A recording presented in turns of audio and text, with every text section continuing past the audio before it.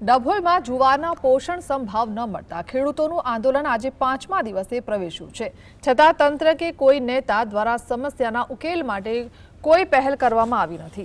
સરકારના ઠરાવ મુજબ ટેકાના ભાવ ન મળતા રોષે ભરાયેલા ખેડૂતોએ રેલી કાઢી નાયબ કલેક્ટરને આવેદનપત્ર આપ્યું હતું અને હાલ તેઓ એપીએમસી ખાતે ઉપવાસ પર ઉતર્યા છે। ખેડૂતો રાત્રે ભજન ધૂન કરી સરકારને જગાડવાનો અનોખો પ્રયાસ કરી રહ્યા છે।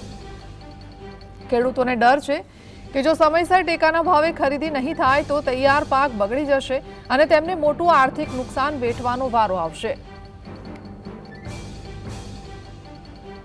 તો આની અંદર ખેડૂતને બહુ મોટું આર્થિક નુકસાન જાય એવું છે અને જાર બધાએ ટોટલ હજુ બધાની જાર બાકી છે। એટલે અમારો વિષય એટલો જ છે કે પ્રતિ હેક્ટર પ્રમાણે 1850નો જે જથ્થો તમે લેતા હતા બરાબર જૂના ઠરાવ પ્રમાણે એ ઠરાવ ચાલુ રાખો બરાબર। અને અમે 4 દિવસથી ઉપવાસ આંદોલન પણ અત્યારે બેઠા છે અને અમારું આંદોલન આ જ રીતે ચાલુ જ રહેશે।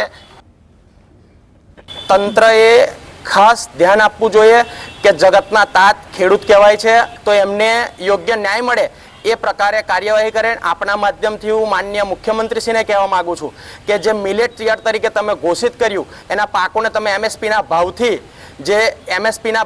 એમએસપીની અંદર એડ કરેલા છે એનું જ ઉત્પાદન આજે અમે કરેલું છે। તમે તમારા બોલેલા શબ્દો ઉપર જે ફરી ગયા છો અને આવા ઠરાવો કરીને ખેડૂતોની કમર તોડવાનું કામ થાય છે એ બંધ થાય અને ખેડૂતો જોડે ન્યાય થાય એવી